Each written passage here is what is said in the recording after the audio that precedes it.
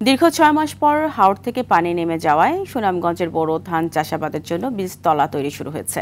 বীজতলা তৈরিতে ব্যস্ত সময় পার করছেন হাওর পাড়ের কৃষকেরা। কৃষি বিভাগ জানিয়েছে, আবহাওয়া ভালো থাকায় বীজতলা নিরাপদে বীজ ধান বপন করা যাচ্ছে। এছাড়া জেলায় ৩০,০০০ কৃষককে বিনামূল্যে উন্নত মানের বীজ ধান ও রাসায়নিক সারও দেওয়া হচ্ছে। সুনামগঞ্জ প্রতিনিধি বিন্দু তালুকদারের প্রতিবেদন, জানাচ্ছেন লামিয়া তানজিন মাহমুদ।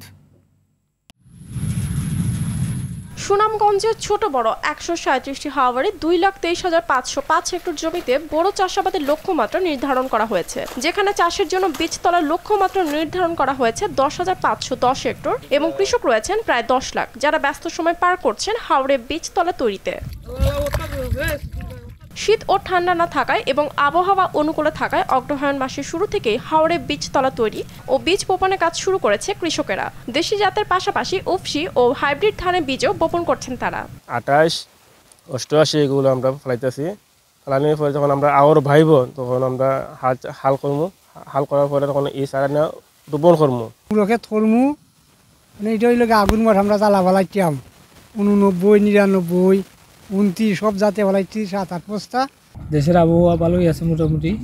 ধান চাল ফলানি প্রায় শেষ হই, আজকে শেষ হয়ে যাবে জ্বালা ফলানি।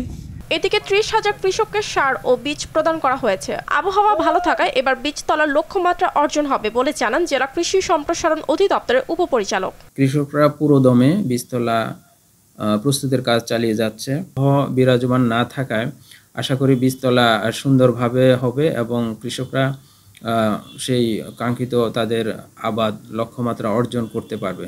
বোরো ধান চাষের জন্য বীজতলা তৈরিতে আবহাওয়া ভালো থাকবে, আপাতত এমনটাই প্রত্যাশা কৃষকদের। লামিয়া তানজিন মাহমুদ, RTV।